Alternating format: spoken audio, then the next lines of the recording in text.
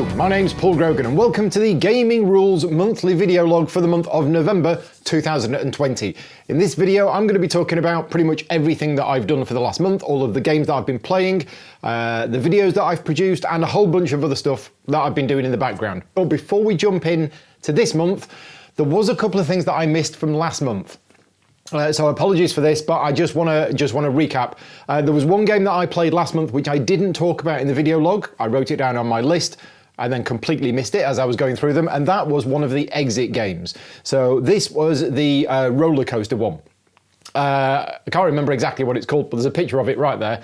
Anyway, we played this. We've actually borrowed it. Vicky's sister had this one. This is one of the exit games that we didn't have. And we wanted to do something one evening that was kind of a little bit easier on the brain, and this is one of the lower difficulty ones. It's definitely aimed at, I think, a younger audience. It was still fun. We still enjoyed it. It wasn't as much of a challenge as the other ones, but some of the other exit games can actually be really tricky. Now, I love the exit games. I love all of these escape room style games. And this one particularly is probably the one that I would recommend if you haven't played any of the exit games and you're wanting to get into it, and you've maybe got a family with maybe younger children. I don't know what age, maybe 10, 12, something like that. I think this is the perfect one. I think some of the other ones would be just too much. But this one was a great start. So yeah, if you haven't played any of the exit games and you have kids, then I would definitely recommend this one first. Another couple of videos that were on the channel which weren't ones that I did, which is why I'd forgotten to add them onto the list. So Rick, a friend of mine who lives locally and a Patreon supporter, he created a video on the Wingspan digital game. So Wingspan, very popular game from Stone My Games. A digital version came out recently. And if you're interested in seeing how that plays, then there is a video on my channel right now. It's basically, yeah, Rick playing through a game of it and talking about it. So if you want to see the Wingspan digital game, that's on the channel. And the other thing as well is Chip Theory Games produced a trove chest for Too Many Bones. Too Many Bones is their big dice building RPG, millions of boxes, not quite millions, but almost. And they released a trove chest storage solution. Now, I didn't have one of these at the time. I do now, but at the time, another friend of mine and Patreon supporter, John Madani, got one. And I said, oh, would you be interested in, making a video of it? And we'll do a time-lapse video and everything else. Not realizing how long it actually takes to put everything in the trove chest. Anyway, John created that, edited it all together. That's on the channel now. If you want to see, John's video that's of him putting together the trove chest and a little bit of discussion about it. Right, that's everything from last month. There's one other thing, but I'll talk about that later. Right, so here we go, into the games that I've played in order. So on the 7th of October, I did a live stream. Again, most of the games I've played are live streamed, so I'll mention these at the time. This is Super Skill Pinball 4K'd. I mean, if you couldn't have a longer title, it's the pinball game, Super Skill Pinball, but the full title is Super Skill Pinball 4K'd. So I've played this a couple of times already, but WizKids wanted me to do another video for it to time in with the release of the game. And we'd planned that and everything else, and it was back and forth. We spent weeks going back and forth about choosing a date, and eventually they said, Paul, we'd like you to do it at the end of October. And then I wasn't able, end of September. And then I wasn't able to fit it into my schedule because I had other stuff going on. I said, are you okay if I bump it back a week and do it at the start of October? And they said, yeah, that should be fine. That gives the game plenty of time to come out. Now, the game comes with 4 different pinball tables in there. They have released 2 of them as print and play versions, so people could play along at home. And the plan was that the game would have been available so that I would do a Dragon Slayer pinball table, which is Jeff Engelstein's favorite table. I was playing with Jeff. Jeff was on a Skype call with me, and we were playing the game against each other. He beat me completely, spoilers. But the plan was to do the video at the time the game got released so that people could play along at home. Unfortunately, it wasn't really released in time. Some people in America said you could get it, others couldn't, and it wasn't available in the UK. I don't even think it still is available in the UK. But anyway, that video's there, it's on the channel. I like Jeff. Jeff's, I've got to know Jeff over the years. He's a great guy, a really good designer, and I have a lot of time and respect for Jeff outside of the games industry as well, just from yeah, just from various things that he says and the way that he says them. Anyway, so it was great to play a game against him, and the game is really good. I mean, if you're looking for a thematic roll and write game, it really is. I think the only downside of the game is that it can actually take quite a long time to play. I mean, when you're playing it, it's fast, it's furious. You roll dice, you move the ball around and everything else, but it isn't a 25, 30-minute game. It's probably, I mean, I can't remember how long our stream was, but it's probably about an hour, something like that, which is not a problem because I think the game is a good game. I just think for a game of you know, that style, I mean, Jeff said at the start of the stream, maybe we should play 2 rounds. Maybe we should have played 2 rounds. It wouldn't have changed the outcome of the game. But, you know, it's supposed to be a 3-round game. So, yeah, I wanted to play the full 3 rounds. Anyway, that video is on the channel now. Great game. As I say, I've played it a few times. And when you do get the game, if you want to play along at home, you can. Basically, in that video, I used a website and it generated a code. You can put that code in to the website. And then you can play along using exactly the same dice rolls as we had. So you can literally play along and see if you can beat my score and see if you can beat Jeff's score as well. Right, the day after that, on the 8th, I played Lorenzo Il Magnifico, but not the board game. I played the app. So Lorenzo Il Magnifico is one of those few games that comes out every year, which I will like. Everything about the game says that I will like it. And friends of mine play it, and they say, Paul, why haven't you played this game yet? You'd love it, it's great. And there's a few of them that come out every year that just pass me by. The usual thing, too many games, not enough time. And Lorenzo Il Magnifico is one of them. However, they've released an app for it, so I thought, right, this is my opportunity. And then I did live stream this, so this is on the channel. I did a live stream of me playing through the Lorenzo Il Magnifico game, and I actually played through it without reading the rules first. I learned how to play from the app, and I played it. I enjoyed it. I would play it again. I have a few concerns, and I hope they're going to work on these. I have fed them back, and they've said that they'll take this into account, but I beat the game with the AIs on the hardest difficulty level when I didn't really know how to play the game. So that means the AI wasn't very good. Whilst the game worked, there was no bugs in the game, it all went fine, and I understood what was going on. Some of the graphics were a little bit small in the game. The tutorial had loads of typos in it, which is unfortunate, and I fed that back to Cranio, and hopefully they're going to fix that, because, I don't know, typos is just embarrassing. You know, you put dozens or hundreds of hours into a game and testing it and the graphics and everything, and then you don't get somebody to spend half an hour reading through the text. I don't know, it's just weird. And the other thing as well about the game is I think in the board game, the 4 bits where you take the tiles from, they're towers, and it calls them towers. But in the app, they're all one big building. They're floors of a building, whereas the text still calls them towers, and it was a bit confusing. But anyway, thanks very much to the people in the live chat who helped me overcome some of my confusion with that game. But anyway, that's Lorenzo Il Magnifico, the app. I think they're going to still work on it. It is out, and it does work, and it's fine. I just think the AI is not very good. And if anybody wants a multiplayer game of it, let me know, because I'm definitely interested in that. Right, on the 9th, in fact, this is going through, yeah, on the 9th, I played 4 games of Project L. How did I play 4 games of the same game on the same day? So Project L is a game that I am professionally involved in. It's from Boardcubator. It's a nice little abstract game. It's already been on Kickstarter a couple of years ago, and it came out and got delivered to backers. And then there's a new expansion that's going to be available for it called the Finesse expansion. So they went back to Kickstarter and they wanted me to do some videos. So because I've worked on the new rulebook, and I do videos as well, they wanted me to do some videos. And a whole load of other content creators were doing videos as well for the game going on Kickstarter. So what I did is on the 9th, it was a Friday, I played through a game of it with some other people playing remotely, just as a test to make sure that I was comfortable with the game. Then I did exactly the same thing, but with the Finesse expansion. And then the publisher was watching those live streams and just helping me out if I got stuck with anything. Because writing the rulebook for a game and then playing it, two different things. And then in the evening, Nick and Gemma came over and we filmed 2 videos. First of all, playing the base game, and second of all, with the Finesse expansion.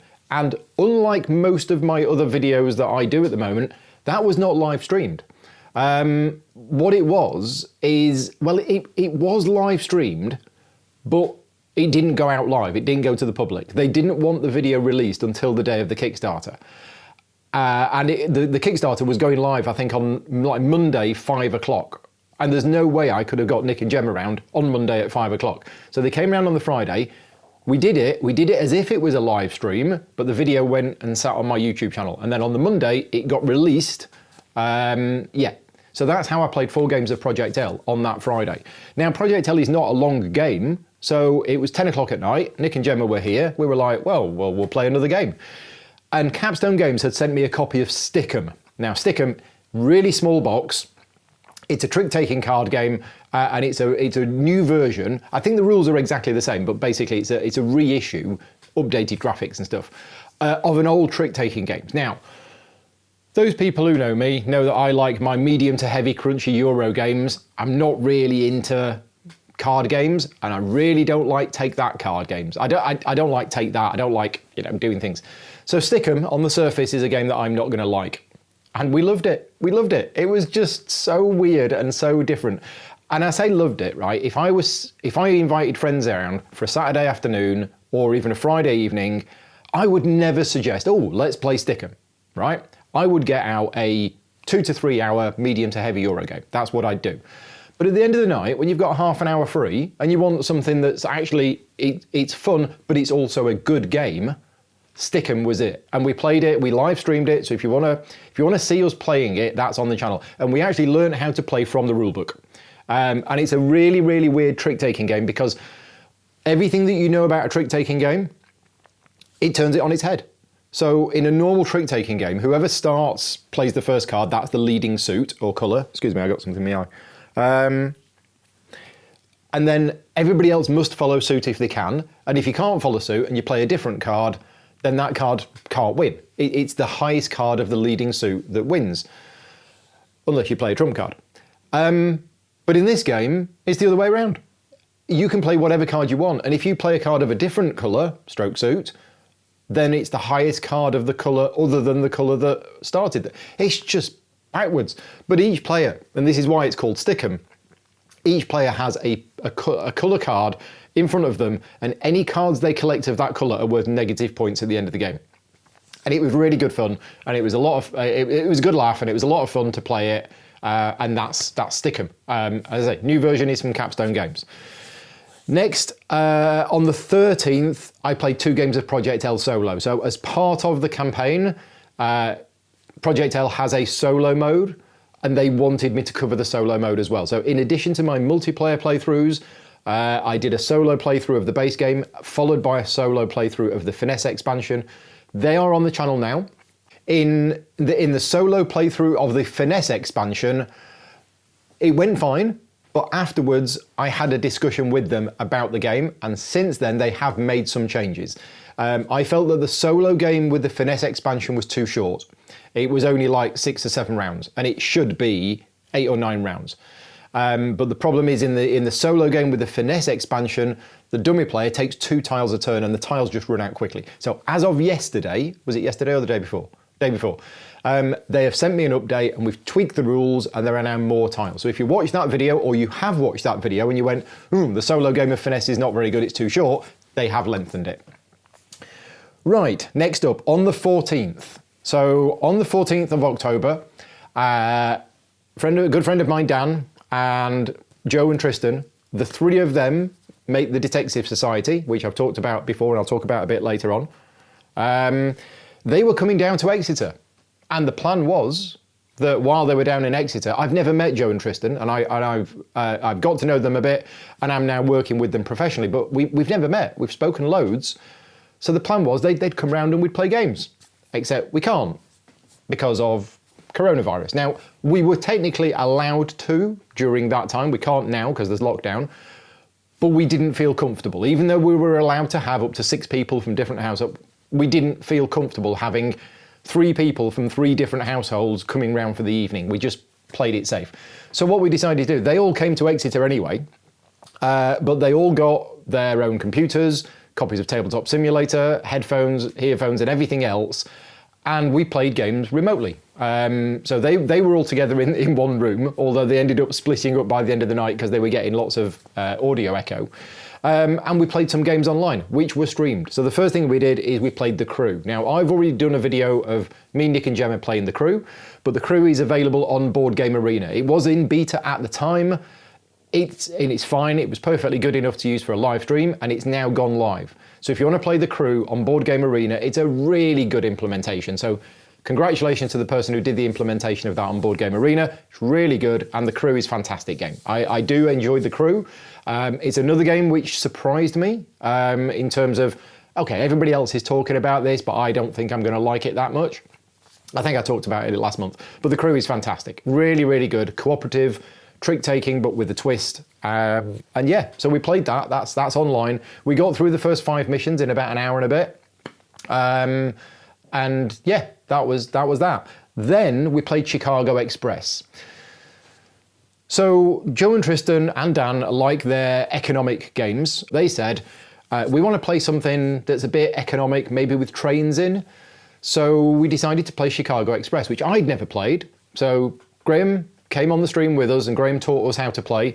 Chicago Express is a cube rail game and it's known as one of the better ones. It's an older one, but it's known as one of the best ones. And we played it and yeah, really enjoyed it. And again, if you're interested, that was live streamed. It's on the channel now. We played it using Tabletop Simulator, and that was Chicago Express. After that, and we didn't live stream this, but we then played a game of Just One. There is a website that we used where you can play Just One, and we played that with the 4 of us.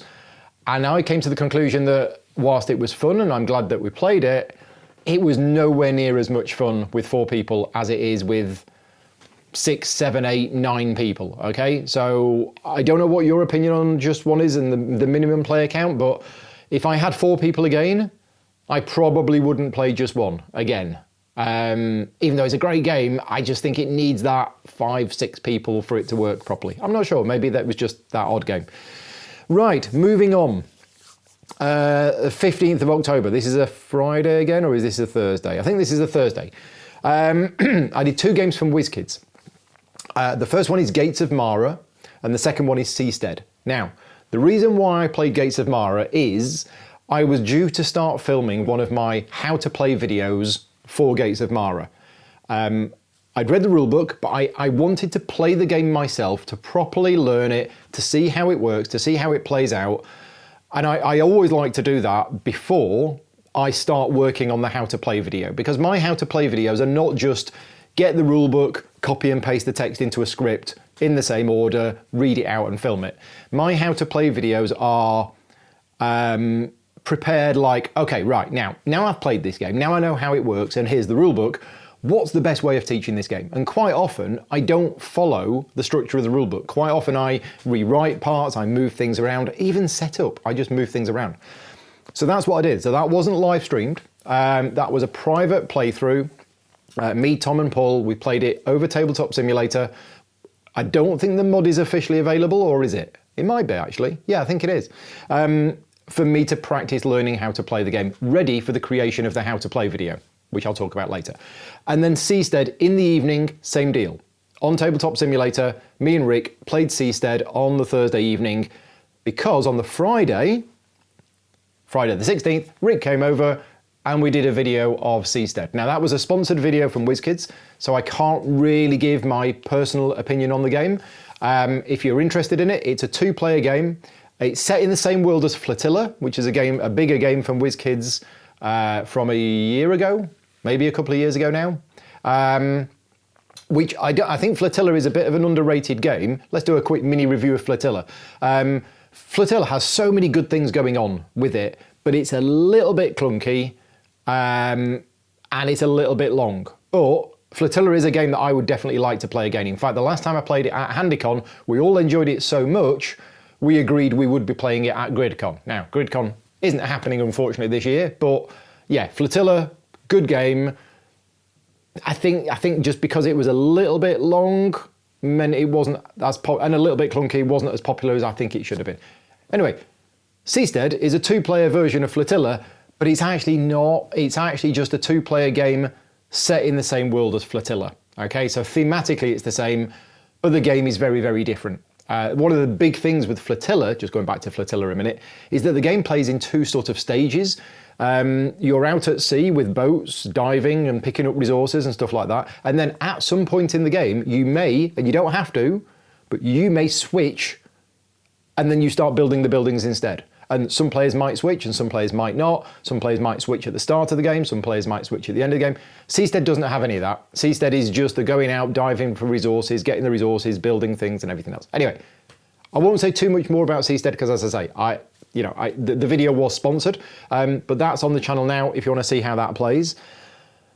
And then I'm actually going to carry on with Seastead and then go back to the Friday again because me and Rick did something else on the Friday. WizKids also wanted me to do a solo video for Seastead because it comes with a solo mode. So it's a two-player game, but it has a solo mode. And since I'd just played the game, I thought, I'll tell you what, when shall I do this? I'll do it on the Saturday. So on the very next day, I did the solo game of Seastead. So again, that's on the channel now if you want to see how the solo game works. I thought the solo game was pretty good and it was challenging. I didn't win, and I realised at the end what I could have done better. So that's always nice in a game like that, where you get to the end of it and you think, oh yeah, I know what mistakes I made, so I'll hopefully not make those same mistakes next time.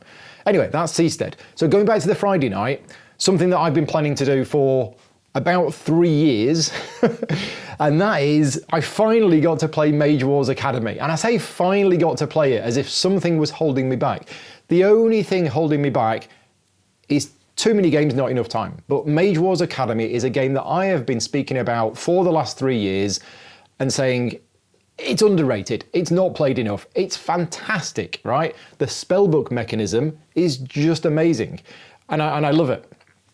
It does have dice for resolution, which, okay, puts it for me being a perfect game. I have come up with a house rule system which reduces the level of randomness there, but for the video I didn't use that house rule, and you can roll a bunch of dice and it can be a little swingy, but everything else about the game, the way that it's structured for a two-player Wizards dueling card game, it's amazing. If you don't know anything about Mage Wars Academy, there's two games. There's Mage Wars Arena, which is a big box with a physical board where you're moving about, and there's Mage Wars Academy that is a shorter, simpler version which doesn't have the big board, and that's more my preference. Because the game can still last about 45 minutes to 60 minutes, so that's long enough for me. But essentially, it's a Wizards dueling card game. Each player has a deck of cards, which is their spells, but you draw whatever you want from the deck. You never shuffle it. So if you want to cast Fireball, you go through your deck, you get Fireball, you pay your mana, you cast the spell. It's just brilliant, and I just love that idea. The rules are clear, the graphic design is clear, there's many different strategies in the game, and yeah, I really want to play it a lot more, and it was really good to play it again. Right, now we are up to the 21st, and I did a live playthrough of Velocity Vanguard. Now, this is a game which is a new game, new designer. It's on Kickstarter. I think it's still, yeah, it's on Kickstarter right now at the time of this filming. The designer, Larry, is a patron supporter of mine, and he's got this game, he's designed this game, and it's on Kickstarter. So he wanted me to do some video coverage of the game. So that's what we did. On the Wednesday night, me and Russell for Chits and Giggles got together in a live stream with Larry playing on Tabletop Simulator, and he taught us how to play. And we played through the first mission. It's a two-part mission, and we played through that. So that video is on the channel now. If you want to know what Velocity Vanguard is, in summary, because the box cover doesn't really give the indication, it is a Starship Miniatures tactical combat game, but with real vector physics and everything else. So if you are going in one direction at a certain speed, you will be carrying on going in that direction at that certain speed until you apply reverse thrust. And the big ships that we were using, the big capital ships, they don't have reverse thrusters. You actually have to turn around and thrust in the opposite direction to slow down. And the way that it uses the sort of vector movement is really good, really clever in the way that that works. And yeah, if you're interested in that kind of thing, that's as I say, it's on Kickstarter right now. Okay, then we have Essen Spiel. So Essen Spiel, I've been going to for over 20 years. It is the world's biggest gaming event. And it happens every year near the end of October in Essen, in Germany, and it's amazing. And this year we can't go because of coronavirus, but they put on Spiel Digital instead. Now, there's been a lot of talk about Spiel Digital, with a lot of people saying very, very negative things about it. I'm not really going to cover that on this video because although I was live streaming for 4 days playing games, I wasn't really a part of Spiel Digital, right? I never went onto their website. Excuse me. I wasn't there as a publisher. I wasn't there using any of the tools that they'd put in place. I didn't join the virtual world. I didn't do any of that.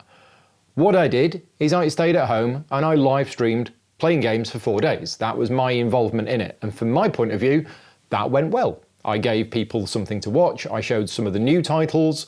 And yeah, that all went well. But all of the other stuff that I heard about the actual organization of the event itself, that wasn't good. So here's some of the things that I did over Spiel Digital.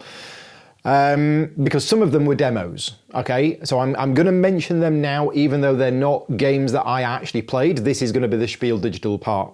So one of the things that I did over Spiel Digital is every day I ran a demo of Agamonia for Lauter Pellet. Agamonia is a new game that's coming to Kickstarter early next year. It is a fantasy cooperative dungeon crawly scenario-based game. And there's lots of those in the genre. Obviously, we've got Gloomhaven, but there's many other ones in that genre. And when people hear now, oh yeah, fantasy cooperative miniatures game, I'm sure a lot of people kind of write them off and think, oh yeah, well, we've got enough of those already. But this one is different. Now, I'm professionally involved in this project. I'm helping with the rulebook, scenario balancing, scenario tweaking, and I'm obviously doing videos for them as well. So I'm not going to sit here and go, oh my God, this is the best game ever. But I will tell you that this game felt the most like a role-playing game from any of the games that I've played. And if you want to know more, I did 4 videos that weekend covering how the game played. But essentially, and I am going to compare it to Gloomhaven, which I like, but in Gloomhaven, you get the scenario and you get the narrative, okay? And then you play the scenario. And sometimes in the scenario, you might open door 1 and you might read a bit more of a story. And then you'll open door 2 and you'll have a bit more of a story. But it's a Gloomhaven, once you start playing the scenario, it is a tactical combat game. And I like that, and that's how it works, and that's what it is. This feels more like an actual narrative-driven adventure, okay? You walk down the stairs and you reveal a card, and the card gives you some choices, and you can either do that or do that. And then, oh, you can go over there. And if you go over there, you turn another card over, and there's more narrative and there's more choices. It's kind of a cross between like Gloomhaven and maybe the Arkham horror card game, because there is lots of evolving narrative during the scenario. And yeah, I think that's what sets it apart. Anyway, they're still working on it. It's going to go on Kickstarter next year, but if you're interested in just seeing Agamonia, my videos were like 45 minutes long, so they're not long, and we just did tutorial scenario number 1, which is the tip of the iceberg. Tutorial scenario number 2, which I haven't done any videos for yet, but I might be doing, that introduces combat. So there's no combat even in scenario 1, but it teaches you the basics of the game. Anyway, I won't go on about it too much. That's one of the things that I did over the Essen Spiel weekend.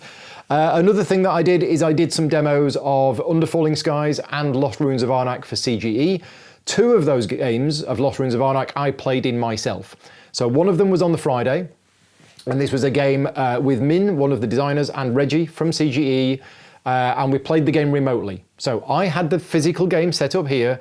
They both were in their homes in the Czech Republic. They had the physical game set up as well, and we played the game remotely with me managing the board and moving everything around. Yeah, Lost Ruins of Arnak. Again, another game I shouldn't really give my personal opinion because I'm part of the development team of the project, and you know I do a lot of work with CGE, but it's very good. And then on the next day, Nick and Gemma came over and we did a 3-player game in person. So yeah, 2 videos on the channel over that weekend, and I've done a lot of videos of Lost Ruins of Arnak, but the earlier videos were a previous version of the game. Okay, the ones that I did at the weekend were with the final version of the game. So yeah, if you've not seen any videos on Lost Ruins of Arnak, and it's really nice because in this week alone, a lot of social media and a lot of reports are saying how Lost Ruins of Arnak is a great game. And I'm reading those reviews that are coming in from all of these, you know, some of them very popular content creators are saying, I mean, Secret Cabal said Lost Ruins of Arnak has the possibility to become one of their top 5 games of all time. And you read that, I'm a very, very small part of that project, but it makes me happy when I see things like that for a game that I was involved in. Other things that I did over the Essen Spiel digital weekend, I played Through the Ages with the designer. So it was one of the things that I'd agreed to do. I'd agreed to give CGE, I think, a 3-hour slot on the Thursday, and they can ask me to do whatever they wanted. I would do demos of Under Falling Skies, I would play Galaxy Trucker, whatever they want me to do, I'll do it. And I said, but it would be really good if I got to play Through the Ages against Vlager. Oh, well, Vlager's very busy. Yeah, I know he's very busy, but, you know, it'd be really good. And we did. So I got to play a 2-player game of Through the Ages using the app with Vlager Shavatel, and that's on the channel now. It was one of the tensest, most exciting, epic games of Through the Ages that I've ever played, and I won't spoil what happened, but I would recommend watching it if you're interested in seeing that. So that's on the channel. Other things that happened over that weekend. Travis, my contact at Queen Games, reached out to me. Well, actually, I'm in discussion with Travis and Queen Games about a number of other things. And then I saw some post online about Cocopelli, I don't know how you pronounce it, but a new game from Stefan Feld. And I'm like, I'm straight on Messenger to Travis. I'm like, Travis, we're working together at the moment because I'm involved in this, that, and the other, and I'm doing videos for you for all of Stefan Feld's new games. And he says, yeah. And I said, why didn't you tell me about this? He knows I'm a massive Stefan Feld fan. And he said, oh, yeah, we've got another game. And I'm like, what? And he said, do you want to play it? And I'm like, yeah. And he said, well, you know, arrange a time, get some friends, and I'll teach you how to play it. I was like, okay. And are you happy if I live stream it? And he was like, yeah, sure. So over Essen Spiel Digital Weekend, where the whole point of Essen Spiel is to try out these new games, I did a live stream, me, some friends of mine, and Travis playing that. Now, that was not a sponsored video, although Queen Games are a client and I'm doing other work for them. That wasn't. That was just me, super excited because there's a new Stefan Feld game coming out. And then afterwards, it's on Kickstarter right now, or is it finished? I can't remember. Might have finished. But anyway, it was going on Kickstarter, and Travis contacted me and said, am I okay to use your video on the Kickstarter page? And I'm like, yeah, sure. Now, normally, obviously, me creating playthrough videos in order to help promote a Kickstarter, that is a chargeable service, but that video was nothing more than me and a few friends being taught how to play a game by Travis. I didn't do any preparation for that video at all. Yeah. And my comment after playing the game is this is not a Stefan Feld game, right? I really enjoyed it, but if you are used to normal Stefan Feld games, it's not one of those. Now, it is a Stefan Feld game because he designed it, but it plays very differently from a lot of his other games. It's really quirky, and I really enjoyed it, and yeah, definitely going to play that again. So yeah, that's Cocopelli from Stefan Feld and Queen Games. Speaking of Queen Games, just before Essen Spiel, a copy of Winter Kingdom arrived. Now, I'm a big fan of Kingdom Builder. I went on a bit of an emotional journey with Kingdom Builder because when it came out, I was like, lightweight games, And then I played it a few times and I'm, this is completely random. Get a card and you've got to put things on that card. I don't have any choices in this game. It's rubbish. Didn't like it. And then a friend of mine, Phil Pettifer, who I've known for many, many, many years. And he might not even remember this, but I played it against him like 3 times and he just won easily every time. And I was like, why did you do that? And he went, well, here's what you do. And he taught me that although the game is a light game, there's definite choices and there's definite strategy in what you want to do. At which point I went, and then played it again and again. And yeah, I really like Kingdom Builder. The amount of variability in that game means that every game is going to be different. The board layout, the objectives, the type, everything about the game. Anyway, Winter Kingdom, let's move on to Winter Kingdom now. This is Kingdom Builder 2, effectively, okay? It's got a lot of the same rules as Kingdom Builder, but with some fairly major differences. It is a heavier game. Kingdom Builder is a game that I can play with non-gamers. Winter Kingdom is not a game that I would play with non-gamers. It is more complex and it builds on Kingdom Builder, but I prefer it as a game. There was a lot going on and I really enjoyed it. One of the main differences is that instead of the special abilities being on the tiles and you have to put something next to them to get that special ability, the special abilities come in the way of cards, and you get dealt a hand of 5 cards at the start of the game and you buy those cards with gold. The way you get gold is different. Every game there will be one card drawn, I can't remember what type of card it is, probably an economy card, and that will tell you how you get gold, and then you use the gold to buy these cards from your hand, and those cards give you the special abilities. Now a lot of those special abilities are exactly the same as the special abilities from Kingdom Builder, like, oh, what does this ability do? Oh, it allows me to put a house on the end of a row of 3. Right, okay. So a lot of that is familiar. But yeah, I really enjoyed Kingdom Builder. It is available on Tabletop Simulator if you want to play it. And I did a video of it. So again, it was that day when Nick and Gemma came over. We played Lost Ruins of Arnak, we played Under Falling Skies, and we played Winter Kingdom. And I think I live streamed it.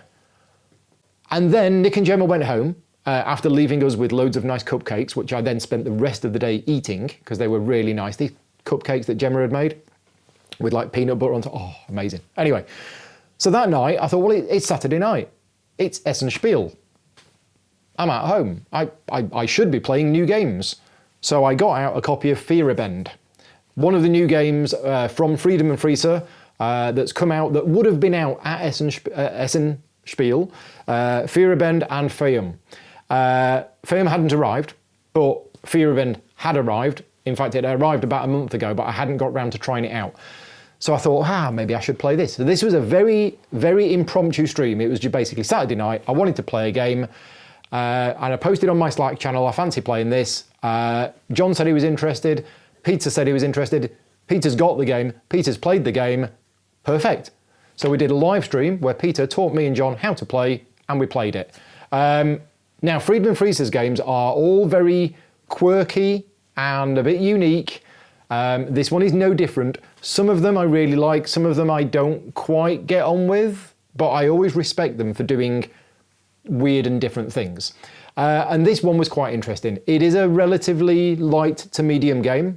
It's not that complicated at all. And thematically, you are an overworked, overstressed individual, and you're basically trying to reduce your working hours, relax, go to the pub and do things that increase the amount of happiness and reduce the amount of stress that you've got. And yeah, I played that on the Friday night, Saturday night, yes. I think it was the Saturday night. So yeah, that's cool. That's on the channel now. And then on the Sunday, the game was still set up. So Sunday morning, I got up, I looked at it, I went, this game has a solo mode. So I did a solo stream. So yeah, Sunday morning, I did a solo stream of that. I wasn't too keen on the solo game. And in fact, the 2-player game has an extra tile that's a bit fiddly, I felt. The tile is needed for a 2-player game. I just think the game is 1 to 6 players. I'd probably stick to playing that game at 3 or more players rather than the solo game. The solo game used an automa, and I'm just going off automas. I really am. I don't want fiddly maintenance in solo games. Right, what's next on the list? That is the end of Essen Spiel Digital. I'm sure I did other stuff on the Sunday, but it was probably more Agamonia demos, and then that was about it. So on the... Oh, I've missed a game out. Yeah. Okay, anyway, at some point in October, I can't remember exactly when, me and Vicky played Sherlock, Tomb of the Archaeologist. So Sherlock is a whole range of games. I think there's like 7 or 8 of them in the series or something like this. And they're really, really small boxes. So you can see the image on screen there, but it's basically a box of cards is what it is. We enjoyed it. The rules were, there was a bit in the rules that we didn't quite understand, and it was only when we started playing it and we kind of got to the end of it that we went, oh, okay. And what was interesting is when these games arrived, because I think I might have heard of these games, but I hadn't heard anybody else talking about them. I posted a picture on social media and said, oh, we've got these new games. And loads of people replied and went, oh yeah, the Sherlock game's really good then. Yeah, well, I've played them. I must have got 15, 20 posts, replies of people saying the Sherlock games are really good. So that gave us hope. And as I say, we played it and we enjoyed it.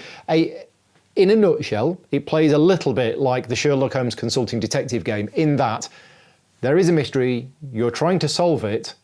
At the end of the game, there will be a whole series of questions, and you don't know what those questions are going to be when you start playing it, okay?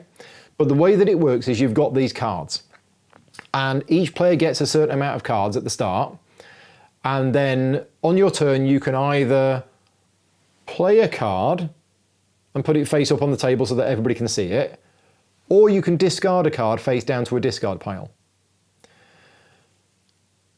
If you don't have 6 discarded cards at the end of the game, you lose. So you have to discard at least 6, but also any cards that you play that are face up, which were not relevant, loses you a point.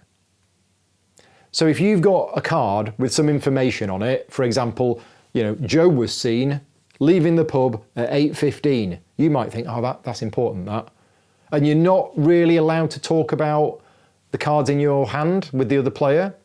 So if you've got this card, Joe leaves the pub at 8:15, you think, oh yeah, I think this is important. I'll play it face up to the middle of the table. If it turns out that Joe wasn't involved in it whatsoever, that was a red herring and you will lose a point for playing that card. So why don't you just discard it? Well, you don't know whether it's going to be relevant or not. At the start of the game, if you've got a hand of cards and you're looking at that one, you might think it's relevant.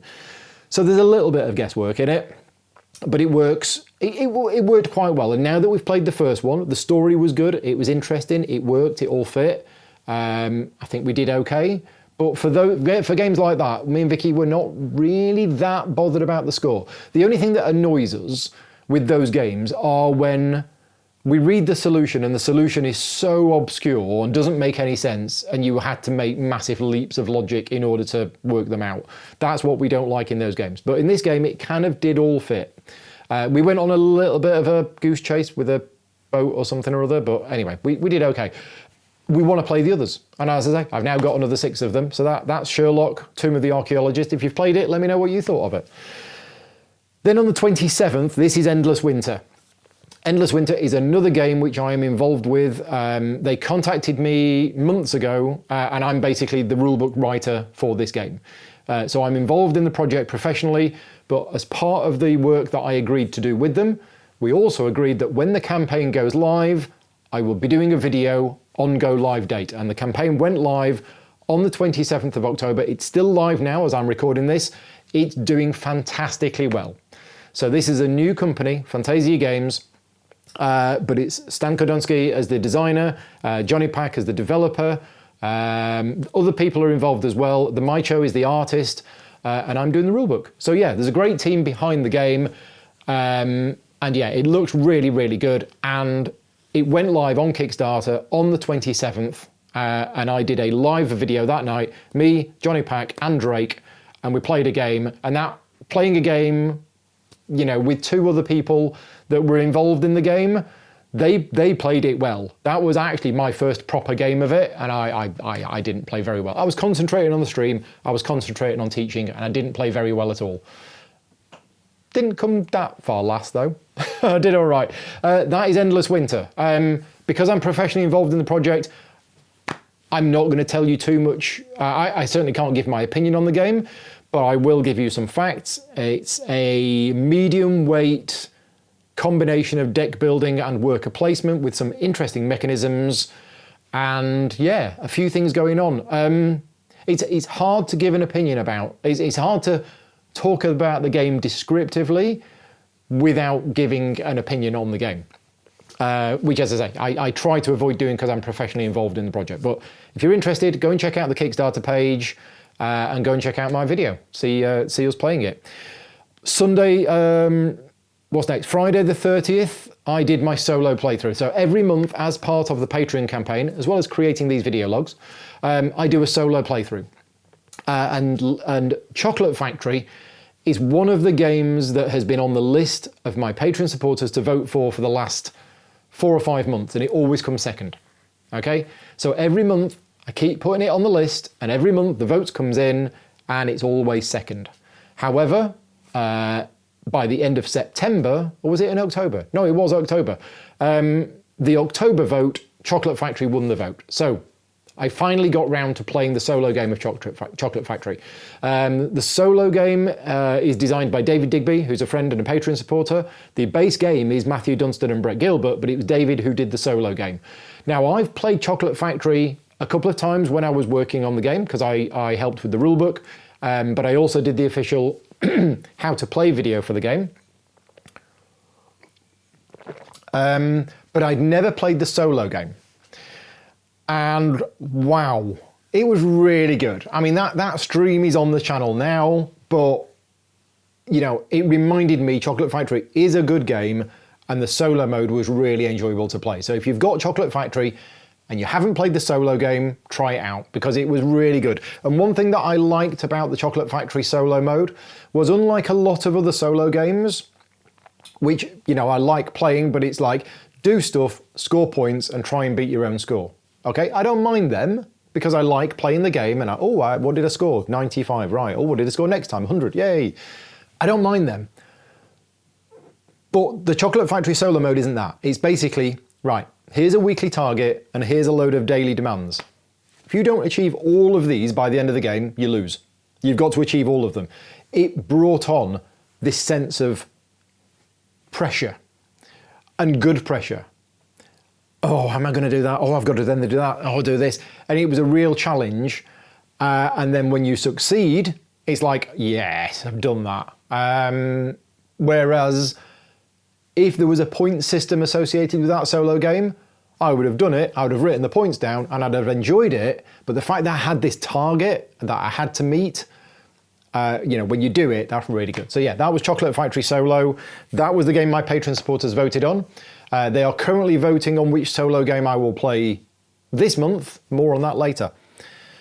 Sunday the 1st of November. Me, Vicky, Rick and Victoria, we met up for our regular session of Sherlock Holmes Consulting Detective. I say regular session, we hadn't played it for a few weeks because of one thing or another. But we're playing through box 4 of Sherlock Holmes Consulting Detective. Box 5 is now yet, which is the Baker Street Irregulars, and we did case number 5. It's great. What more can I say? I talk about this every month because every month we play at least 1 or 2 scenarios. It's just brilliant. Really, really good. And if you like Sherlock Holmes Consulting Detective and you don't have box 4 yet, go and get box 4. If you don't have Sherlock Holmes Consulting Detective and want to know which box to get box 4. It's really good. It's by far the best box. All 5 cases so far have been really good. Really enjoyed that one. Our score, for those people who are interested, 65. Not as much as we've scored on some of the other cases. Doesn't matter. We had a really good time. We really enjoyed it. There was one question I don't quite know how you got the answer to it, and I need to send the designer a message and say, Dave, how are you supposed to have found this bit of information? Because I'm sure you could, but yeah, we didn't work out how. Anyway, that was the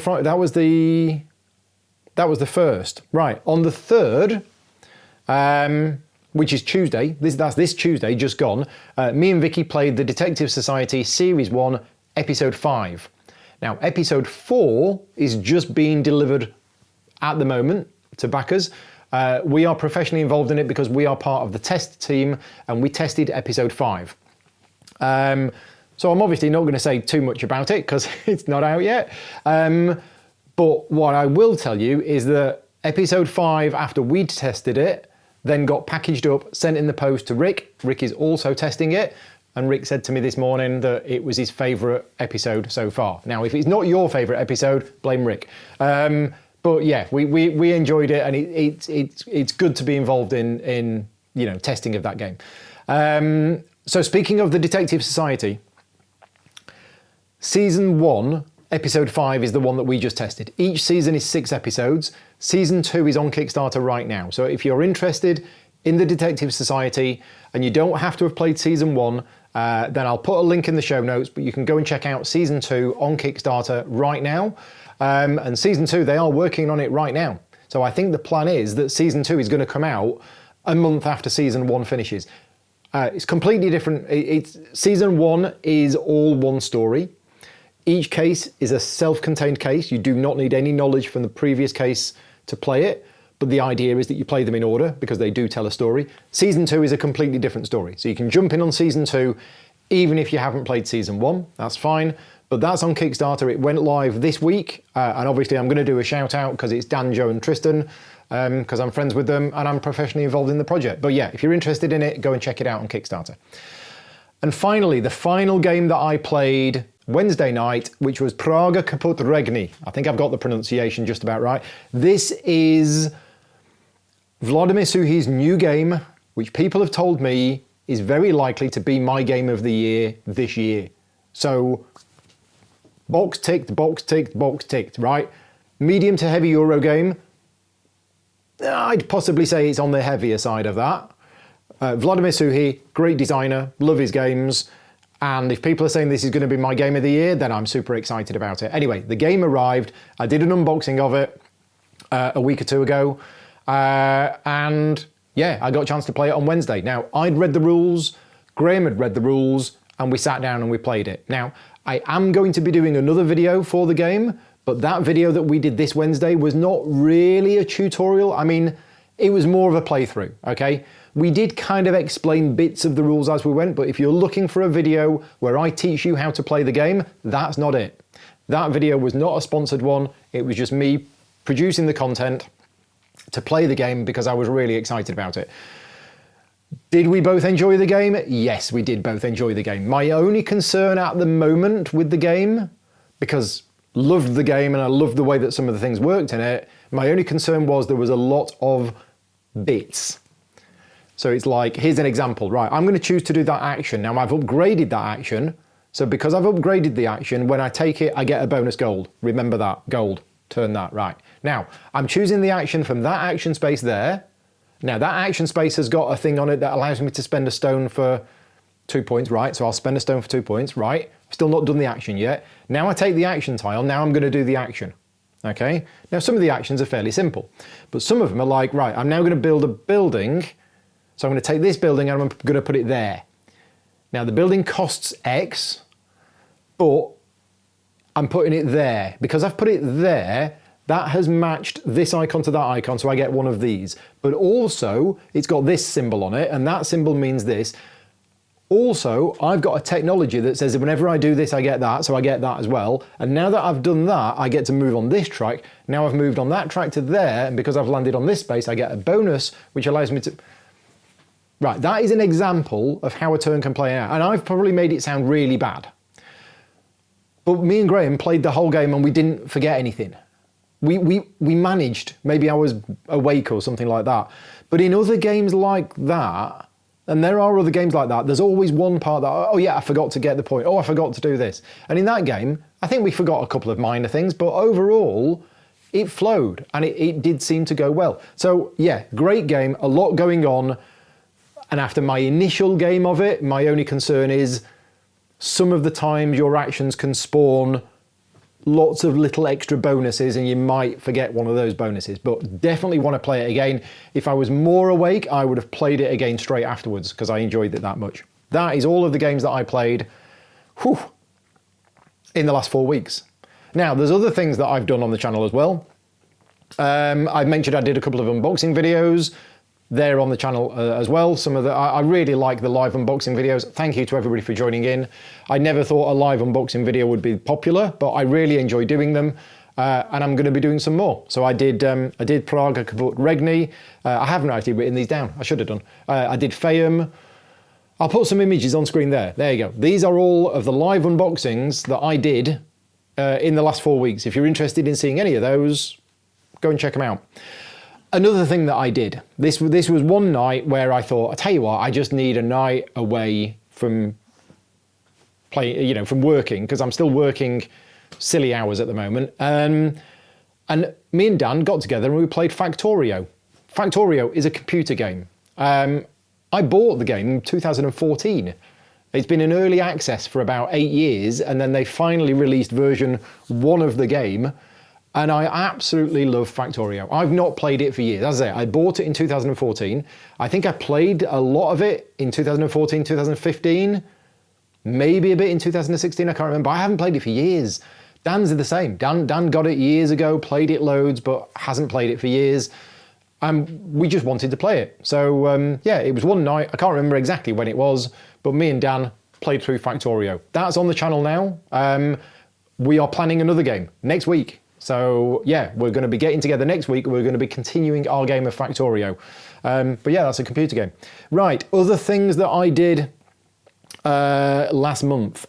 I did a live Q&A, which was a difficult one because I answered a question about something which has caused me a lot of anxiety over the last couple of months. But I decided to answer the question rather than choose not to answer it. But yeah, that was apart from that was a difficult time of the Q&A. It was a good Q&A.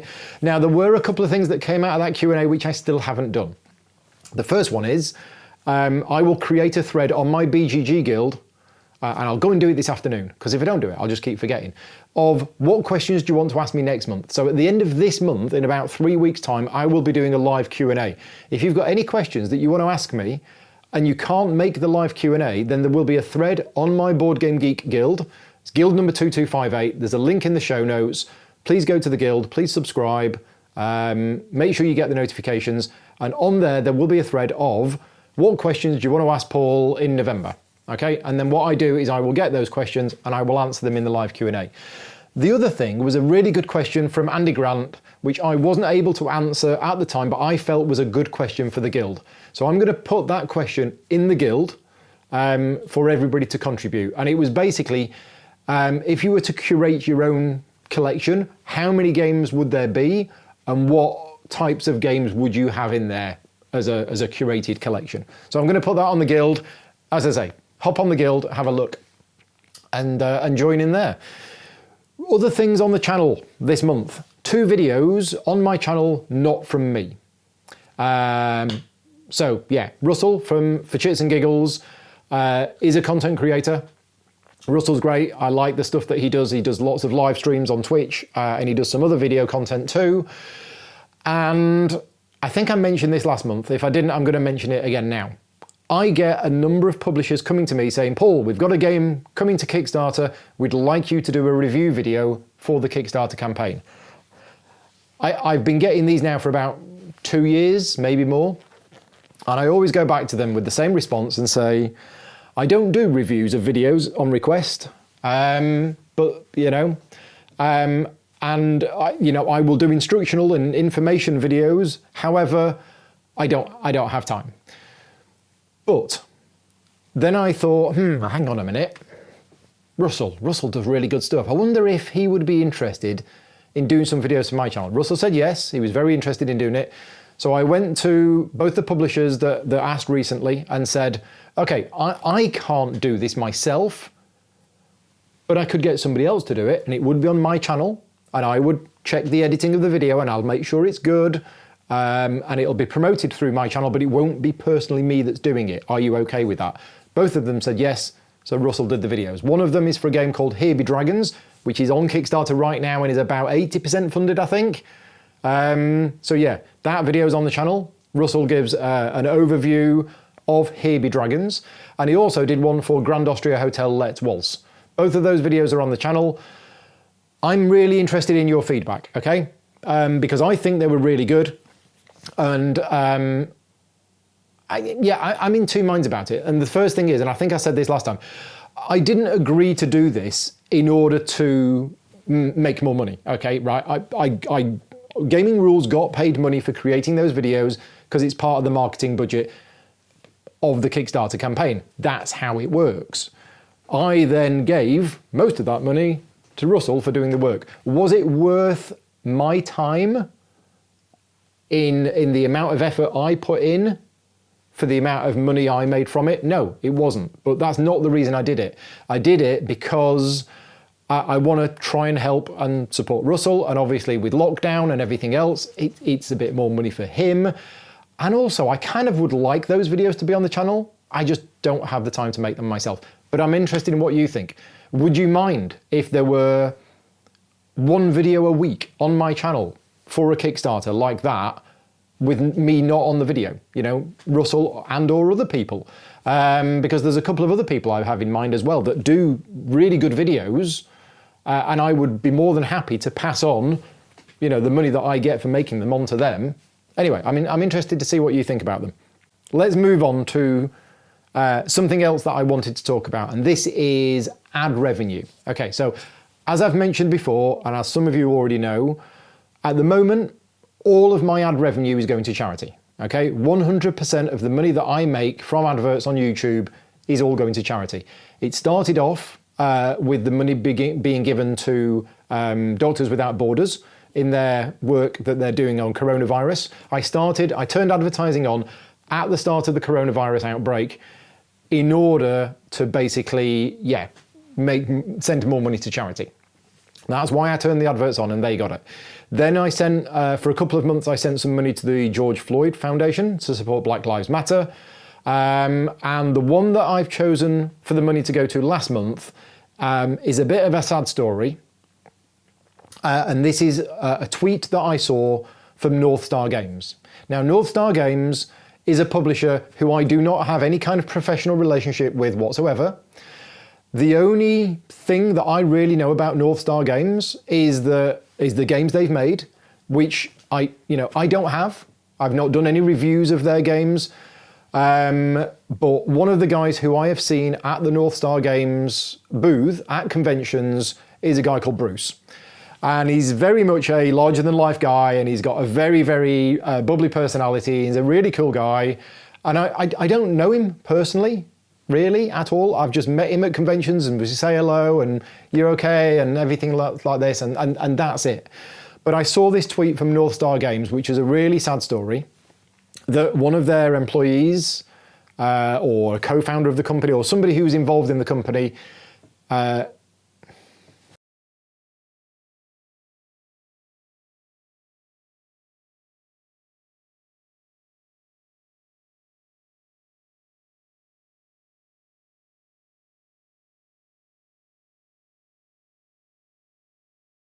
yeah, I do get quite emotional of certain things, and this is clearly one of them. So anyway, it's a sad story, and they were basically saying that they've created this GoFundMe page to raise some money, and I went, yeah, okay, that's where the ad revenue is going for this month. I'd made that decision, and then I contacted Bruce, and I said to Bruce, "Hi Bruce, we don't really know each other. We've met at conventions a couple of times, but I just wanted to, and Bruce said, I don't work for North Star Games anymore." I was like, oh, right, oops, okay. So, and that's one of the weird things with this hobby. I see North Star Games on Twitter and I think Bruce. And it's not. Bruce was just a guy who worked for them and did a lot of work at conventions. But I put those two things together. And when I saw tweets from North Star Games, I assumed they were coming from Bruce. No, not that that influenced me in my decision to support them or any way, but, and then it turns out, yeah, Bruce isn't working for them anymore. So I then contacted them direct and say, hi, you don't know me at all. We've never met. You don't know who I am. You don't know anything about me. I've met Bruce a couple of times, but clearly you're not Bruce. Anyway, that's where the money is going for this month. In terms of where my ad revenue goes in future, I'm looking for suggestions. So this is back to you. If you have any suggestions, please let me know. You can either post them in the comments of this video, which is probably the best place to put them, or if you want to put them in an email to me, or if you are a Patreon supporter and you're on the Slack channel, please send them to me on the Slack channel. If you want to send them to me an email, it's paul.grogan@outlook.com, and just tell me which charity you think should get the money for this month and why. And what I'm probably not going to say this every month. If half a dozen of you come to me now with deserving charities, then that will be where the charity money goes for the next 6 months. But I'm very keen to sort of find out from the people who watch these videos, because it's your support that's keeping me going, and it's my videos that are raising the money for charity. So I want you to have a say in where that charity money goes. So yeah, let me know where you think it should go. Right. Patreon update. So yeah, speaking of my ad revenue, my YouTube videos, the Patreon campaign, last month, as I mentioned in last month's video log, was an odd month. In fact, the whole of the last 6 months has been a very odd 6 months. I expected and assumed that Patreon support would go down, and it didn't. It gradually crept up at the same rate that it was going up anyway, despite the current global situation. But then last month it took quite a sharp turn, and it was really odd. And then this month, just gone, October, it's picked up again. And again, I've not done anything differently. I've not been producing any more or any less content. But yeah, a huge thank you to all of my existing Patreon supporters who've stayed with me. Obviously, a lot of the people who've left have done so because of financial reasons, which is totally understandable. And thank you to all of the new supporters. There is an image on screen right now. These are all of the new supporters from this month, including some people who have increased their pledge from a lower level to a higher level because they're now in a position to be able to support me. So yeah, thank you very much. And your Patreon support is obviously going towards the channel in a number of different ways, some of which you see, some of which are a lot of behind the scenes stuff. But I'm looking at improving the studio, getting extra stuff for the studio. I've recently bought an Elgato Stream Deck, which should make my life easier, although it didn't work when I got it, and I ended up having to spend like a couple of hours troubleshooting it. I've now got it to work. I'm still running into some teething issues with it, and I'm still having the occasional problem with XSplit. But overall, the Stream Deck has been a good thing. So yes, excellent.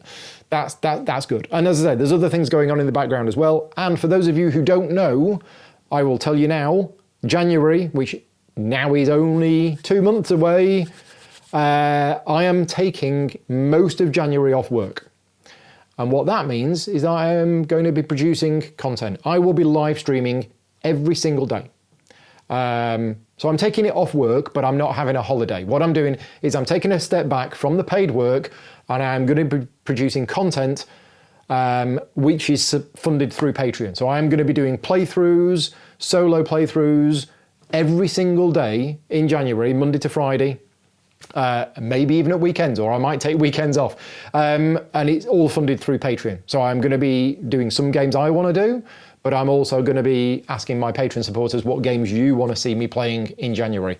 Anyway, speaking of the Patreon, every month I do a contest, and last month's contest was a big one. This is to win, and it's Endless Winter, and I can't actually remember exactly what for Endless Winter. I think it was Endless Winter plus the expansions. I will have to look back at what they said, but it's an Endless Winter bundle of games, and I did the draw this morning. So if you are a Patreon supporter of mine at producer level or higher, you automatically get entered into the contest. You don't need to do anything. Just by supporting me on Patreon, you get entered into that particular contest, and I did the draw this morning, and the winner is Vic Gabry. So congratulations, Vic. Vic has only been with me for a couple of months as a supporter, but if you are a supporter, you get entered. In fact, previous months have been won by somebody who literally started supporting me that month. It's just how it goes. There were, I think it was 563 entries in the hat or something like that. And yeah, Vic's name got drawn out. So congratulations, Vic. I've sent you an email. Check your emails.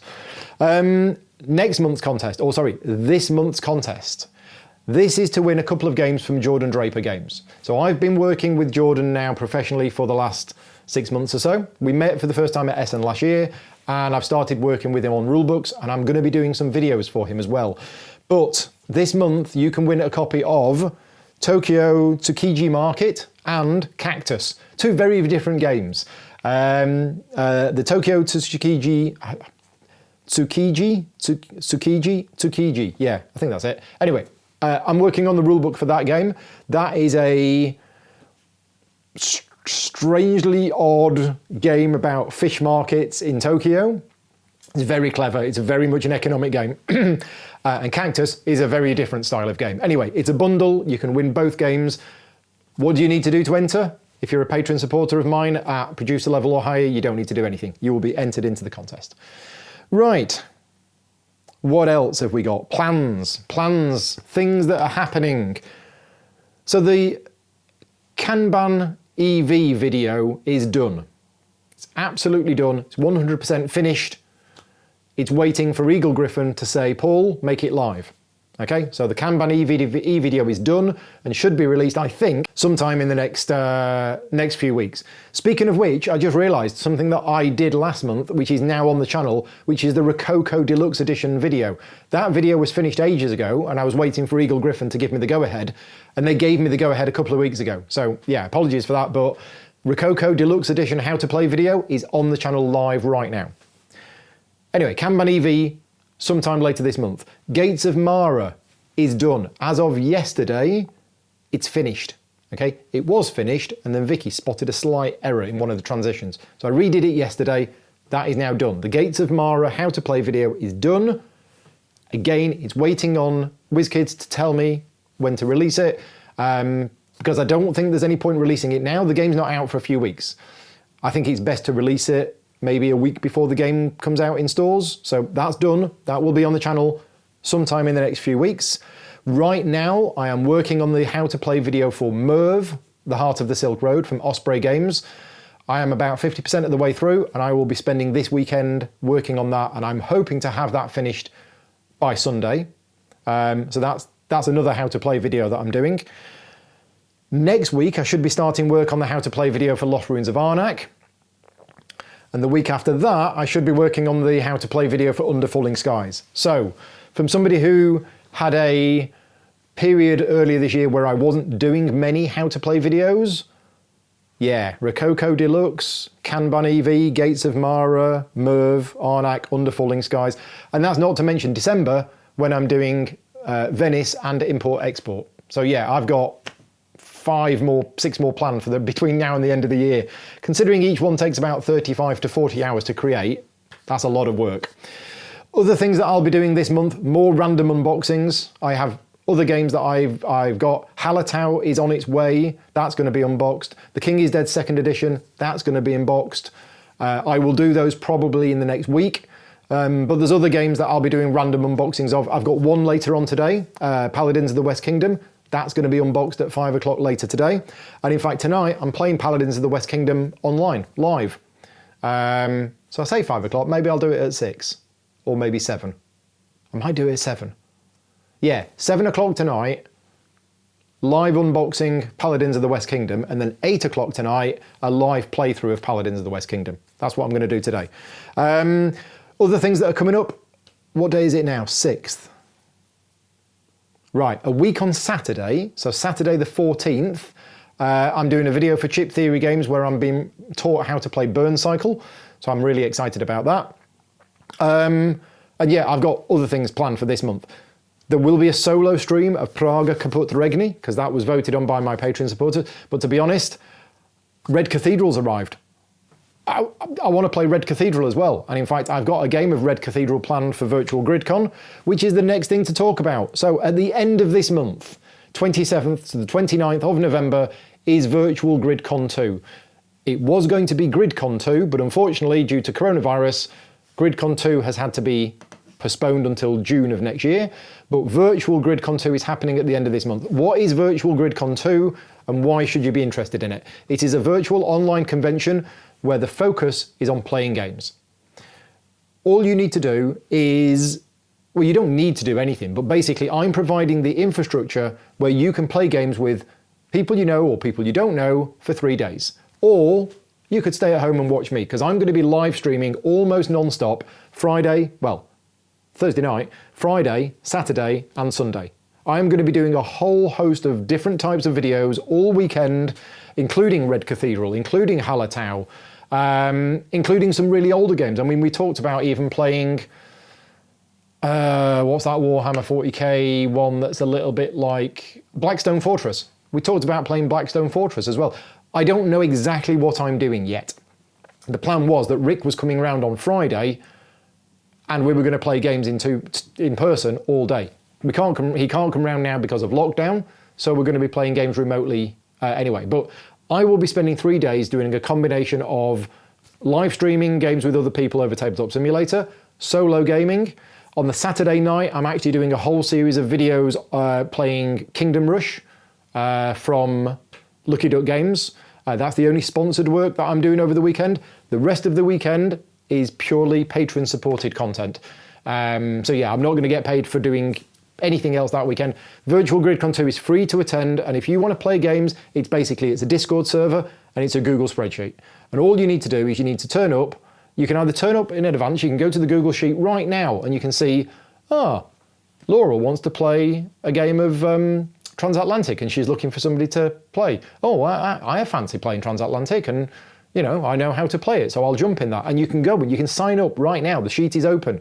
Or if you want to join Graham Charlton in a game of Tekkenu, he's playing that sometime over the weekend.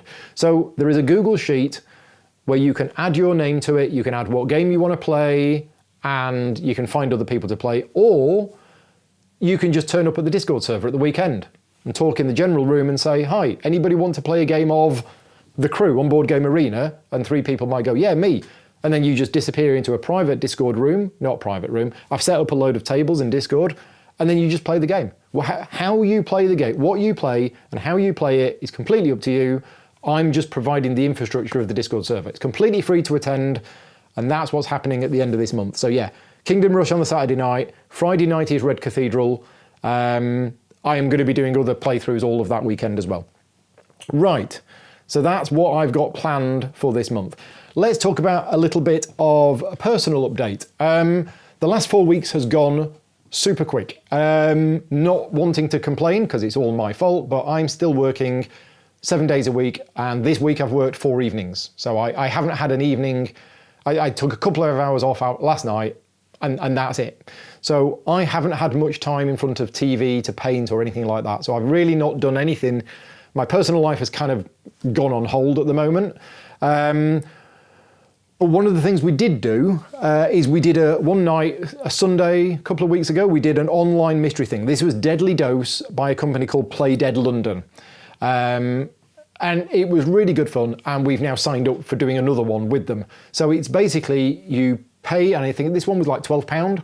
Then you get invited to a room, you use Zoom, and it's a load of actors that are all at home, all with their own webcams, and they act out a scene, and it's a mystery, and then you can break out and you can go into other rooms. But this one was very interactive. You actually got to ask questions of the other people, and they were actors and they were doing stuff, and it was really good. It was really good fun, and it was like an hour and a bit for 12 quid for 2 of us. It's nothing.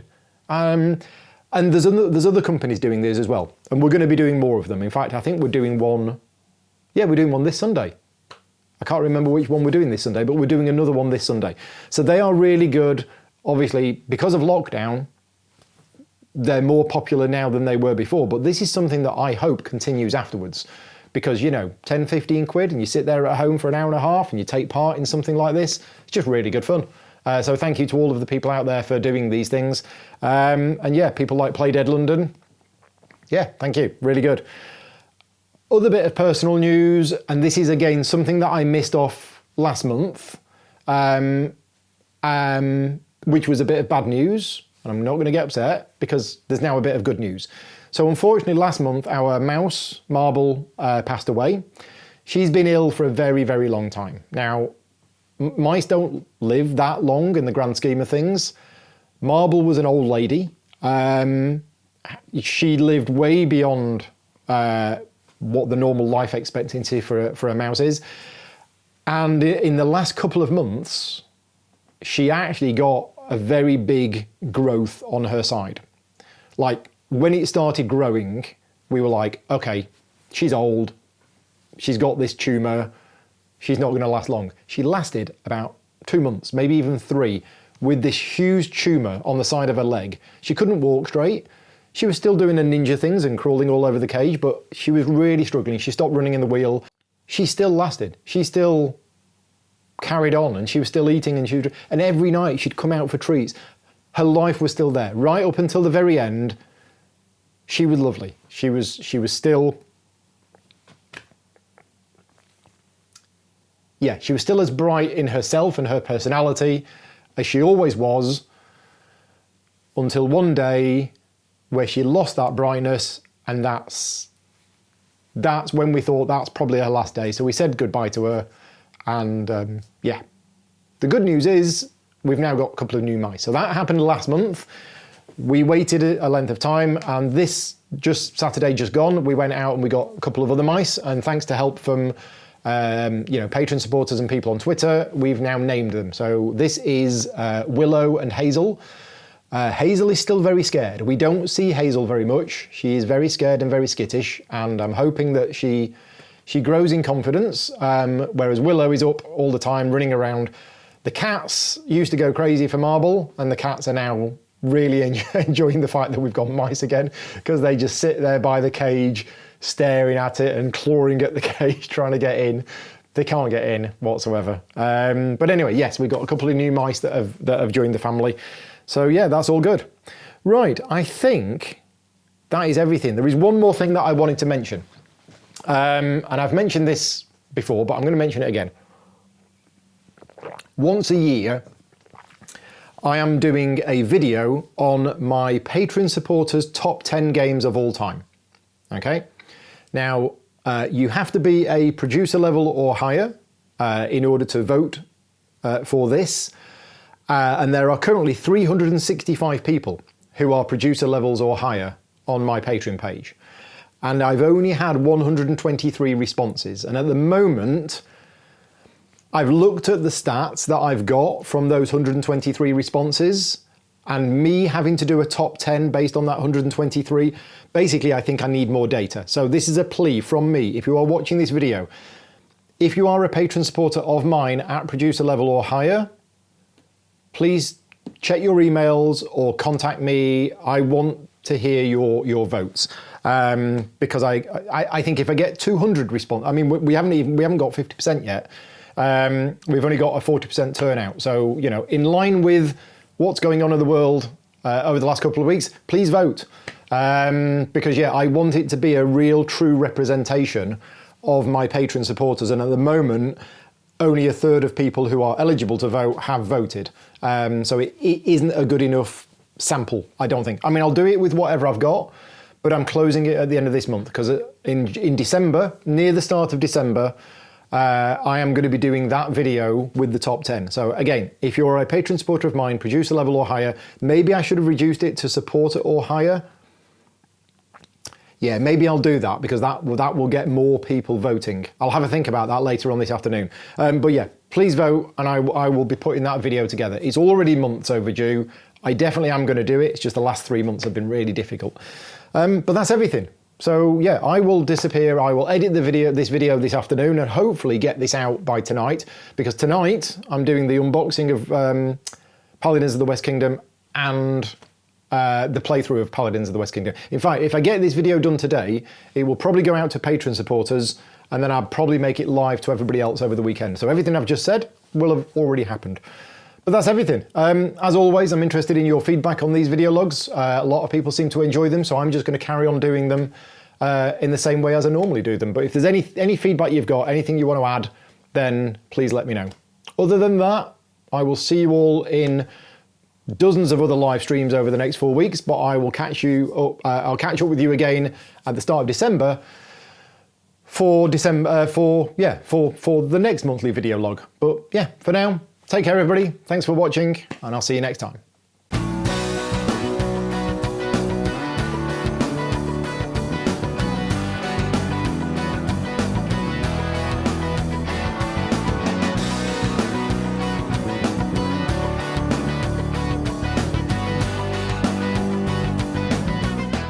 Gaming Rules is proudly sponsored by Game Toppers, upgrading your gaming experience. Visit GameToppersLLC.com.